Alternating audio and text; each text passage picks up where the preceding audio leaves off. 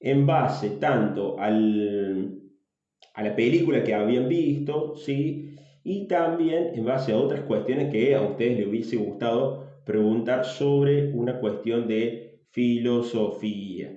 Em, Bien, vamos a arrancar. Para comenzar les propongo un poquito de reflexión en base a este tiempo. Lanzo preguntaba cómo va, profe, esta cuestión de la cuarentena. Bueno, yo creo que dichoso el que la lleva bien en la cuarentena, ¿no? Dichoso el que en ningún momento se preocupó por nada, pero tiene sus cositas la cuarentena, tiene sus cosas, sus vaivenes, y también filosóficamente tiene sus inconvenientes.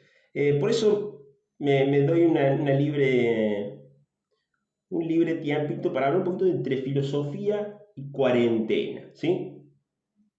Esto no es un tema mío, yo lo he venido pensando en tema de la filosofía y la cuarentena, pero hay un filósofo que se llama Darío, un filósofo argentino, que trabaja sobre el tema de la cuarentena, que trabaja sobre el tema bueno, qué está pasando o qué nos está pasando dentro de estas cuarentenas y qué relación tiene esto con la filosofía. Ustedes seguramente en los trabajos han podido ver el coronavirus desde la física, desde la química, desde la historia, desde la biología, pero no han tratado por ahí el tema de la cuarentena en base,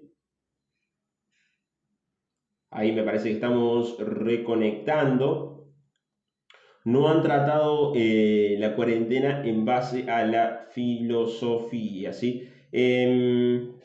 Hay un famoso, como les decía, hay un famoso autor que se llama Darío, que es argentino, es famosísimo el tipo este. Él da como algunos tips no sé si de cómo vivir la cuarentena, pero sí, profe, a muchos no le anda, y bueno, sí, claro, claro, se pausó el video, bueno, es un problema, ¿ven? Fíjense, claro, el agua se ríe, y sí, obviamente, es un problema que nos excede a nosotros. em, eh, y bueno, nos excede a esta cuestión. La internet en todo el mundo, en Argentina especialmente, está andando mal. Entonces a algunos se le corta, a otros no. Bueno, volvemos de nuevo a la cuestión. Em, cómo pensar en esta cuarentena? ¿Cómo hacer filosofía en esta cuarentena? Es complicado, ¿no? Dice, de esto lo que dice Darío, ¿no? Yo un poquito estoy reflejando un poco lo que comentaba el autor.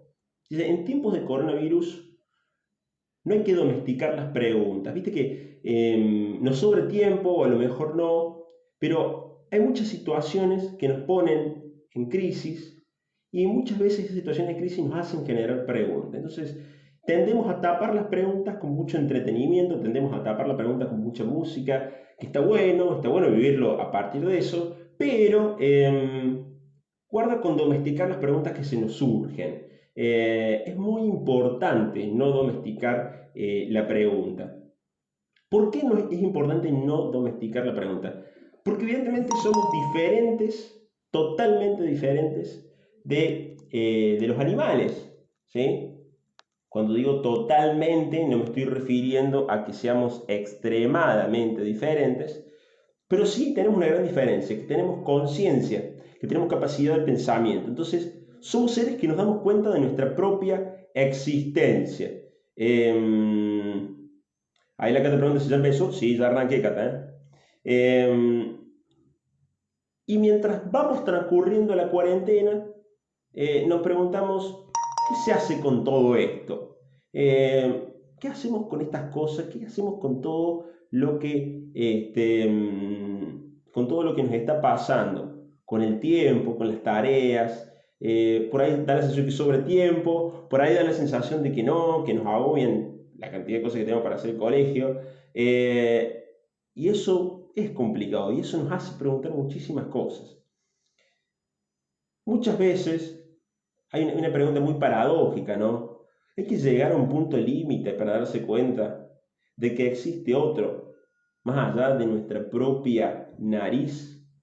Yo creo que hay algo que esta cuarentena nos hizo ver y es que muchas veces ya estábamos en cuarentena, es decir, cada uno ya estaba andando por su propio lugar, cada uno hacía la suya, cada uno tenía como sus propios proyectos, y esta cuarentena nos hizo ver más allá de nuestras narices. Esta cuarentena nos hace ver que hay otros que necesitan ayuda, esta cuarentena nos hace ver que la solidaridad puede llegar a ser una de las pocas salidas o una de las pocas vacunas que se va encontrando o que se encontró. Fíjense, hay muchas vacunas, pero muchas veces la solidaridad puede ser una gran vacuna, ¿no? Compartir eso que a mí no es que me sobra, sino compartir lo que verdaderamente tengo, compartir lo que soy.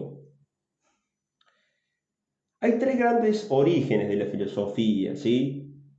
La primera es la capacidad de asombrarse. Esa capacidad de curiosidad sobre la realidad, de querer saber más. En tiempos en los que no estamos de cuarentena, preguntarse sobre las cosas, preguntarse sobre la realidad, nos lleva a querer saber más y nos lleva al asombro, ¿sí? Heráclito decía que frente a esta realidad que no podemos descubrir, que no sabemos cómo interpretar, a la naturaleza le encanta esconderse. ¿Sí? Heráclito es un griego, de allá, que ya vamos a ver su planteamiento un poquito más adelante. ¿En qué sentido? Hoy en día, hasta lo más simple se vuelve extraño. ¿Sí? Eh, Asombrarse significa por ahí una pelea contra el sentido común. La filosofía tiene esa función, tiene la función de todo lo que va normal, de todo lo que va tranquilo, inyectar la pregunta, inyectar esa duda, por así decirlo, la duda filosófica, esa duda que nadie tenía previsto. Entonces, el mundo parecía que se manejaba muy bien con un sistema económico. Hace un par de meses, ¿se acuerdan? Estábamos hablando con el tema de la E, si la E va, si no va la E. Y hoy volvimos a lo esencial. Hoy nos dedicamos a tratar algo que es fundamental, que es la salud. Entonces, hoy la pandemia hace que todo esté en crisis. Y se da lo inverso, o sea, se da la cuestión inversa. El estado de extrañamiento pasa a ser lo normal. Antes era lo casual, lo que se podía, lo que uno tenía muy a menudo, entonces se hacía algunas preguntitas y bueno, y las tapaba las preguntas con actividades. Ahora la pregunta viene a mí. Ahora la crisis me toca de lleno. Entonces, eso que para mí era normal, termina siendo todo extraño. Entonces, ¿cómo administro mis tiempos? ¿Cómo hago para reconectarme con mis amigos? ¿Cómo hago para mantener mis vínculos? ¿Qué pasa con los familiares que están más expuestos, los que son más débiles? Todo se vuelve pregunta. Todo es una cuestión extraña. ¿Por qué? Porque la situación es extraña. Porque es un nivel de vivencia, es un nivel una época histórica en la cual nunca antes se había pasado por esto. Entonces, lo normal se vuelve extraño.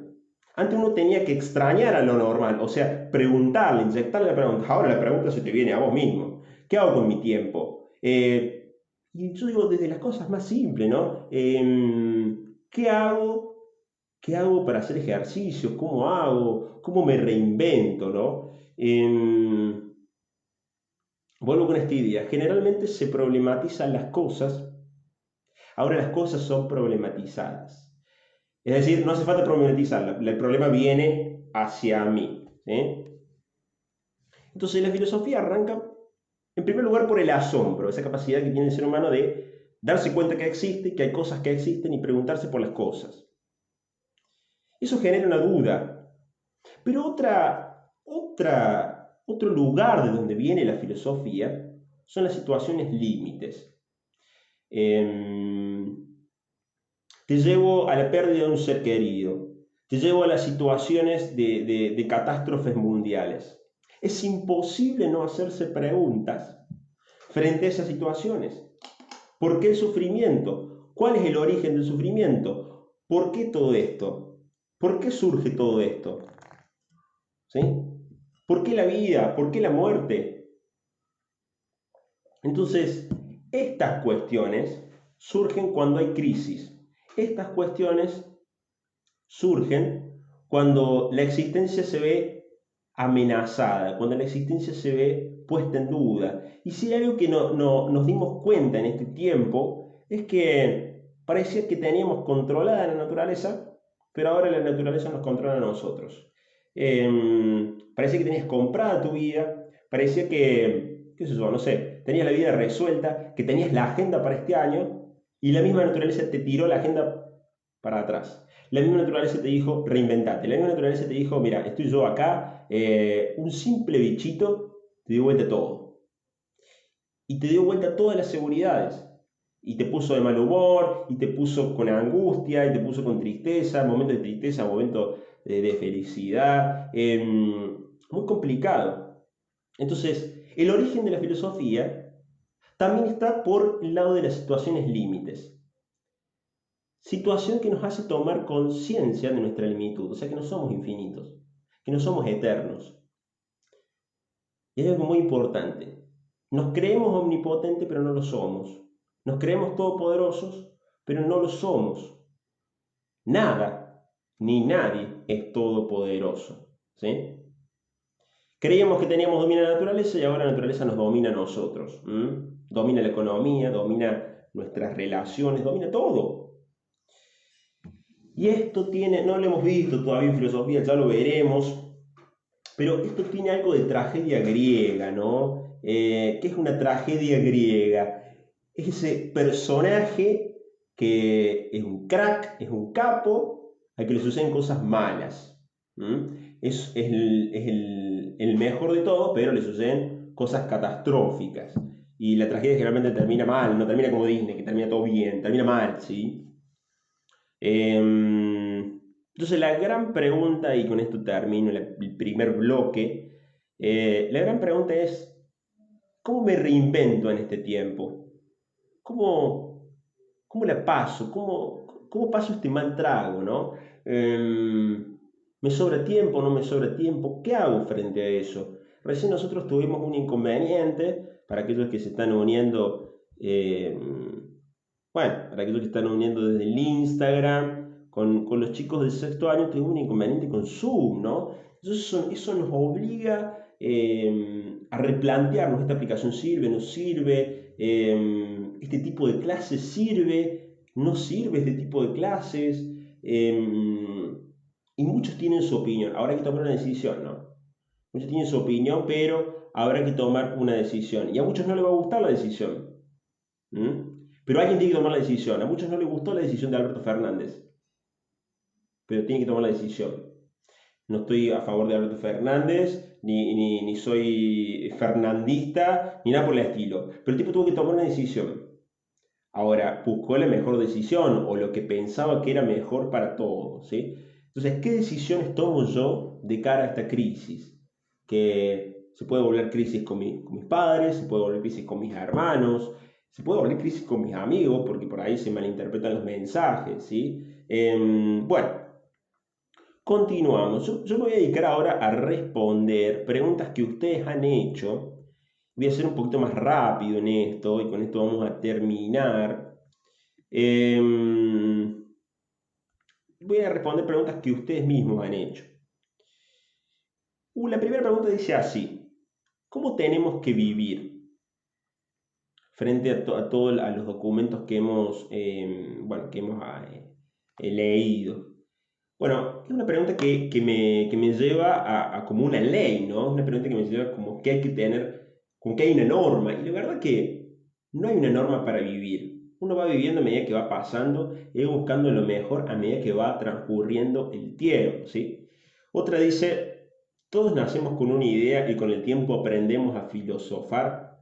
Bueno, en la antigüedad se creía que algunas ideas eran como innatas, o sea, de nacimiento. Pero mucho tiempo después nos dimos cuenta que todo vamos aprendiendo, que todo vamos absorbiendo y que a filosofar se aprende, ¿sí? Porque vos podés aprender contenido, yo te puedo enseñar contenidos a vos, yo te puedo dar, como eso lo dije al principio, ¿no? Te puedo dar un libro de autores increíbles, pero si no aprendes a pensar, si no aprendes a reflexionar, se vuelve un poquito complicado. Y ahí la Trini dice, el origen de la filosofía viene por esas dos cuestiones en las que mencionó, ¿verdad? Claro que sí, las repito antes. Por el asombro, esa capacidad que uno tiene de poner en crisis la realidad. Ahora pasa al revés, ¿no? La realidad te pone en crisis a vos. Y por la situación límite, que sería esa capacidad que nace propiamente de una situación no deseada, de una tragedia. Bien, todo el mundo aprende a filosofar, todo el mundo filosofa, ¿sí? Porque estas preguntas que yo les he hecho son parte de la pregunta de la filosofía. No es cuestión de decir, bueno, a ver, soy filósofo porque, qué sé yo, porque me estudié 5 años una carrera. No, sos filósofo desde el día que tenías 5 años y te preguntaste, ¿por qué la flor nace de la tierra? Esa es una pregunta que nace de un razonamiento frente a una realidad y frente a la capacidad de asombro.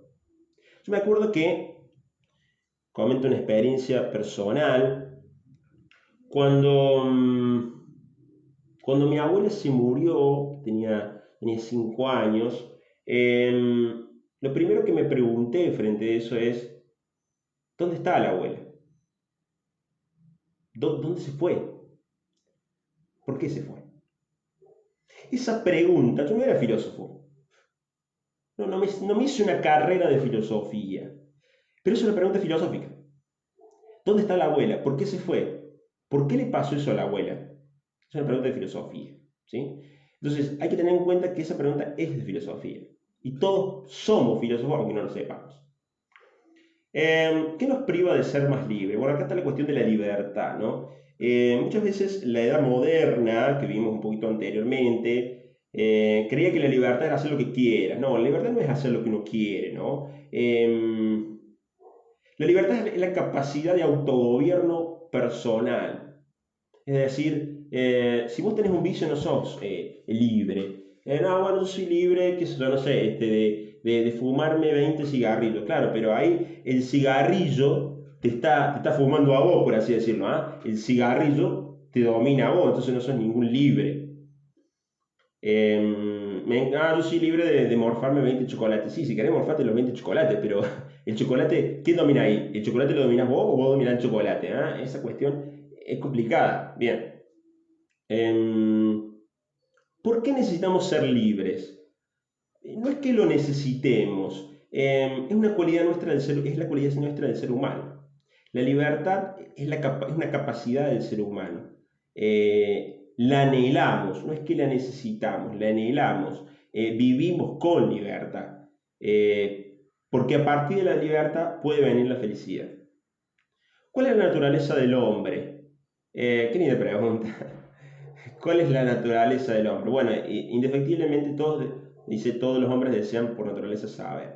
Em, la naturaleza del hombre es totalmente diferente a la naturaleza del resto de las plantas, de los animales, esto es sabido. El hombre tiene la cualidad de tener conciencia, de preguntarse las cosas, y ahí es como nace la filosofía, ¿no? ¿Cuál es el principio primero y unificador de toda la realidad? Bueno, esa es una pregunta que la vamos a ver un poquito más adelante. ¿Por qué? Porque cuando entremos en los autores propiamente, vamos a ver como 10 autores. Y cada autor tiene una propuesta de cuál es el principio o de dónde viene todo. Porque esa pregunta apunta ¿de dónde viene todo? Bueno, hoy decimos, bueno, sí, ¿qué onda? Viene del Big Bang todo. Bueno, pero ¿y el Big Bang de dónde viene? Creo que estamos filosofando, entonces no cabría tanto decir la respuesta de, bueno, viene de Dios que nos ama. No, no, no, no. Bueno, ¿de dónde viene todo? ¿Cuál es el origen de todo? Bueno, puede haber algo que realizó el todo, pero es complicado, ¿ah? Sigue las preguntitas. ¿Qué es la realidad? Sin contar con datos científicos tangibles. Bueno, la realidad es lo que se presenta a primera vista, ¿no? Yo creo que hay alguien que describe la realidad muy bien o que la pinta muy bien, que es de nuevo el nene ese que tiene 5 años, cuando vos tenías 5 años. Cuando preguntabas, ¿por qué esto? ¿Por qué esto? Y tu papá ya estaba como harto de responderte por qué, te decía, Bueno, la realidad es esta, ¿sí? ¿Por qué esto? Cuando vos preguntás por qué esto, estás preguntando por la realidad. Estás preguntando por lo que ya vamos a ver un poquito más adelante, por la esencia de las cosas. Es decir, ¿qué es esto? Si vos no conocieras esto, yo te preguntaré, ¿qué es esto? ¿Por qué? Porque no conoces la esencia de esto.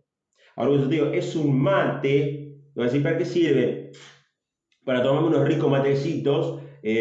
Bueno, vos le encontrás la función, le encontrás la esencia. ¿Cuál es la verdad que tienen los mitos y la filosofía? Los mitos tienen una verdad que nos explican, ya lo dije esto, ¿no? Nos explican con un ropaje un poco de la... muy buena pregunta, Rodri, ya voy con vos, déjame terminar esta idea. Los mitos tienen una verdad, yo lo expliqué al principio, ¿no? Una verdad con un ropaje que se presenta a partir de ese ropaje. Que eso, a ver, no sé. Pongo un ejemplo. Bueno, no se me viene ahora uno. Qué sé yo, el mito de Cronos, cómo surge el dios Cronos. Bueno, lo que quiere marcar el mito, quiere marcar cómo surge el tiempo, ¿sí? Entonces, lo esencial es cómo surge el tiempo. Voy con Rodri. Dice, ¿todos percibimos la realidad de la misma manera o hay distintas realidades para cada ser? Bueno, hermosa pregunta, Rodri. Te la voy a contestar rápido porque eso lo vamos a ver en modernidad, un poquito más adelante. No es ni una cosa ni la otra, ni blanco o negro. Hay una sola realidad vista de diferentes puntos, ¿sí? No puede haber ni 20 realidades diferentes, ni una sola realidad. Si hay 20 realidades diferentes, la pregunta es, no existe verdad, o ¿dónde está la verdad? Si hay una sola realidad interpretada por una sola, caemos en un totalitarismo. ¿Ah? Caemos en esa monointerpretación de una sola persona que lleva a totalitarismos propios de la especie humana, ¿sí? Los mitos y las creencias te acercan a Dios. Bueno, esto ya parece esto ya más una pregunta teológica que filosófica. Posiblemente sí, sí, te acercan a Dios, ¿no? El mito tiene la razón, no permite contraponer radicalmente el mitos al logos. Mitos y logos, o como lo decía el libro, no se contraponen, ¿no? Yo esto ya lo expliqué, no hay una contraposición entre mitos y logos.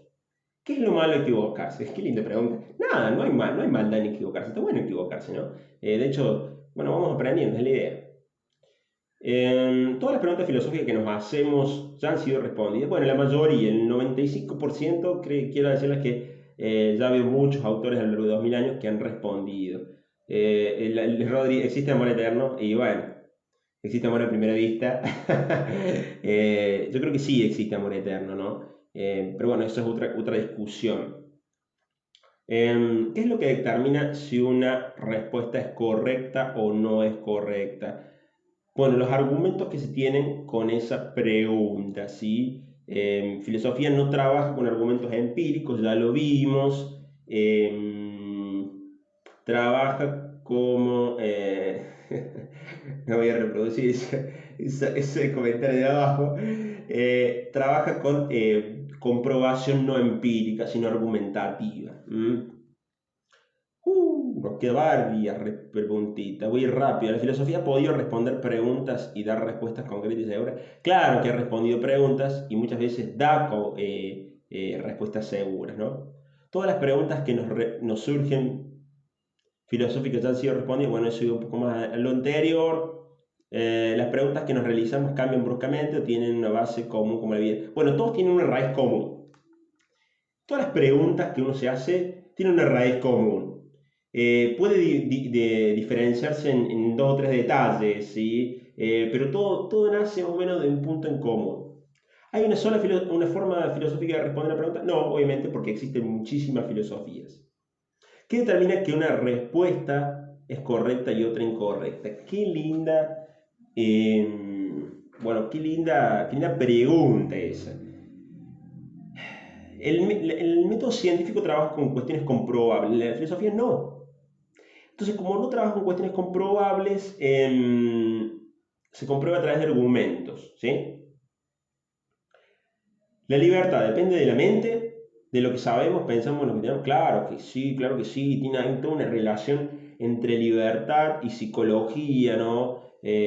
Bueno, esto sirve muchísimo para las cuestiones de los crímenes o sí, de las atrocidades mundiales, ¿no? ¿Cuántas veces oímos en la noticia un animal que mata a alguien, bueno, sin piedad? ¿Ah? Y nos preguntamos, ¿ese tipo fue libre? ¿Dónde aprendió? ¿De quién aprendió esto? ¿No? ¿Puede vivir una persona sin hacerse preguntas ni filosofar? Y puede vivir, el problema es que no deja de hacerse preguntas, ¿no? ¿Cómo se dio cuenta que lo que hacía era filosofía en la primera persona? Bueno, la primera persona obviamente no se ha dado cuenta, como el niño de 5 años no se da cuenta de que hace filosofía.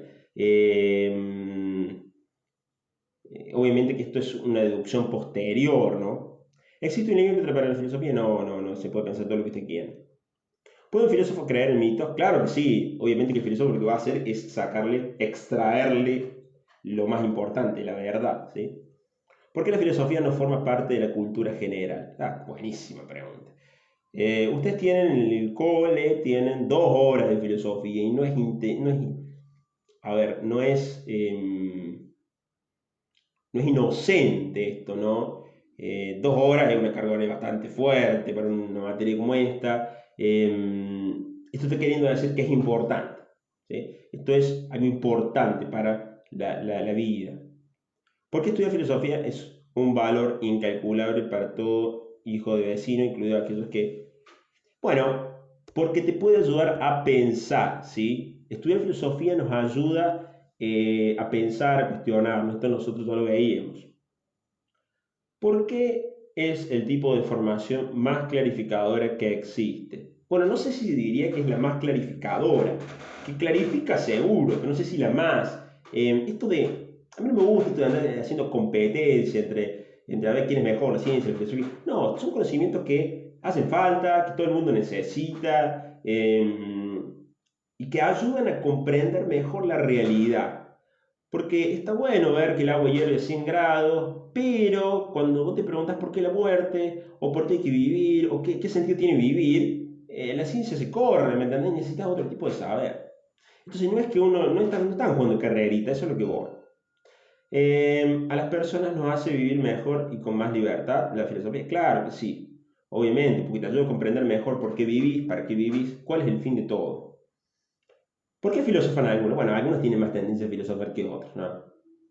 ¿Qué conseguimos a través de la filosofía? Obviamente, sabiduría.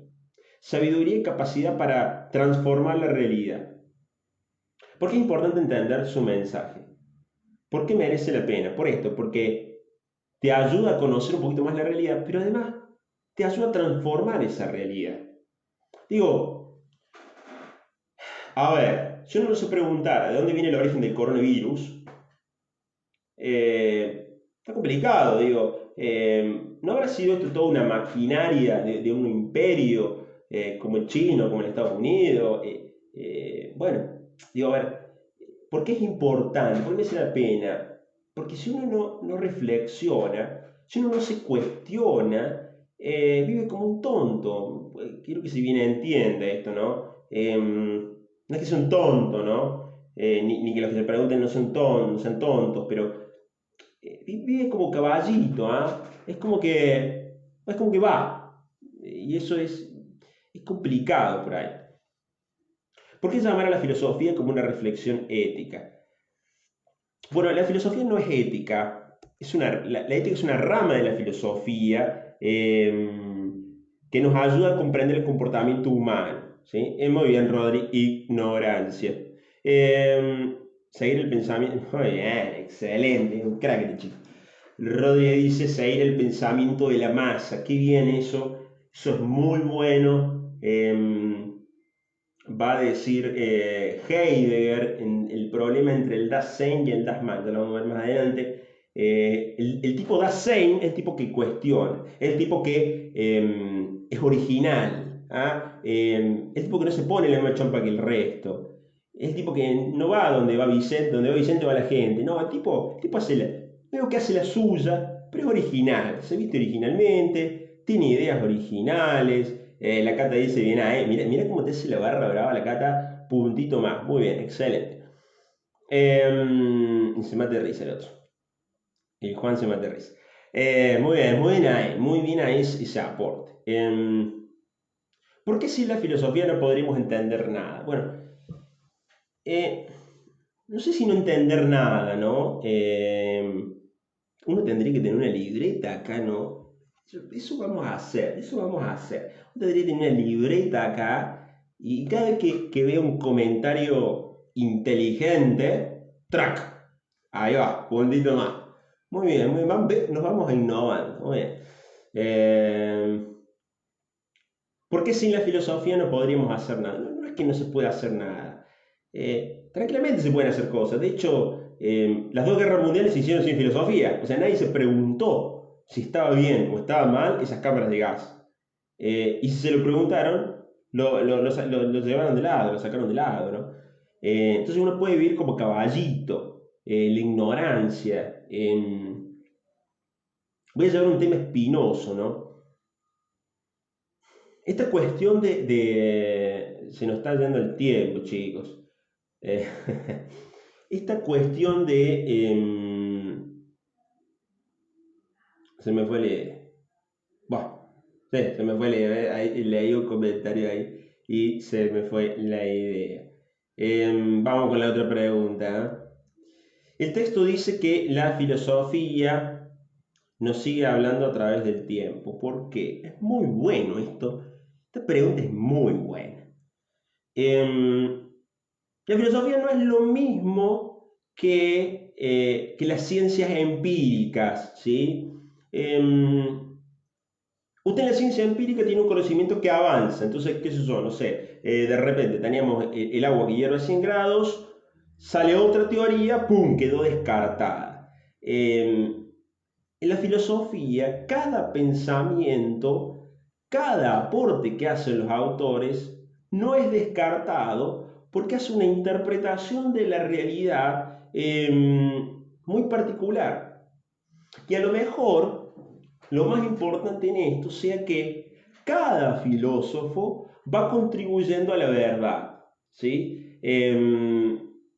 Porque si no nos quedaríamos con un filósofo o con el último filósofo, pero es una visión de la realidad, que eso es lo que muchas veces la filosofía en la época contemporánea ha querido decir, bueno, no, esto acá, metafísica, tiramos para el otro lado.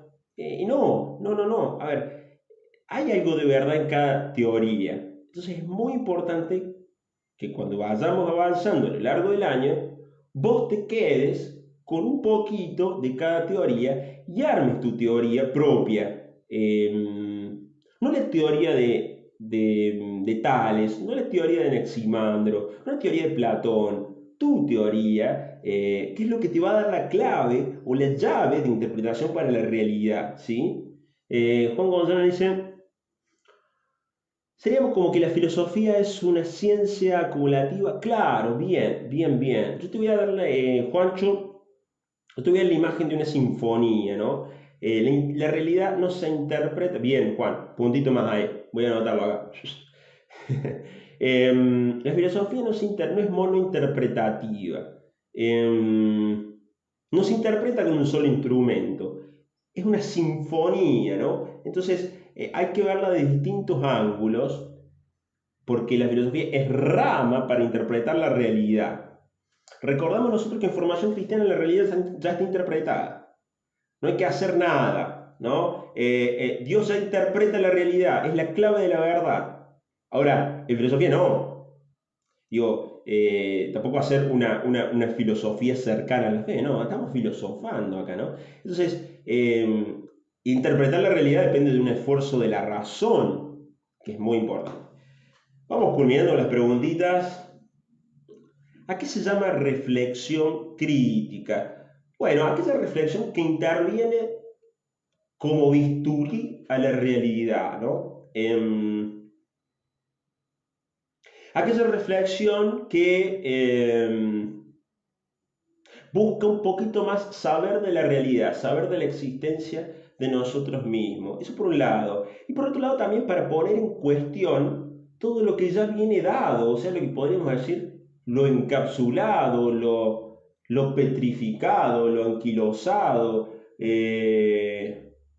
Entonces, ¿qué hace la filosofía? Viene a romper eso para mejorar. Recuerda esta cuestión de que al principio los griegos creían en los mitos, y aparecen estos pibes haciendo reflexión crítica, ¿no? Bueno, ¿qué hace? Rompe con lo normal. ¿Para qué? Para mejorarlo. Ese es el fin. Diferente es un criticismo, ¿no? Es una cuestión totalmente diferente. ¿Qué es la sabiduría versa? Bueno, la sabiduría que trata de, eso quiere decir el texto sabiduría versa, la sabiduría que trata de. ¿Por qué se dice que el mito es una fantasía? Bueno, muchas veces se ha tomado el mito como algo no verdadero. ¿Por qué se toma el mito como algo no verdadero? Porque no incluiría verdad científica. ¿Ves? Todo está visto desde el lente, desde el lentecito de la ciencia empírica, como si la ciencia empírica fuese el único saber existente en el mundo. Y la verdad es que no es así. La ciencia empírica es una forma de interpretación de la realidad, pero no es todo completamente la ciencia empírica. Entonces, uno tiene que sumar a lo largo de la ciencia empírica también la filosofía, y esa filosofía también trabaja con mitos. Bueno, estamos listos, ¿eh?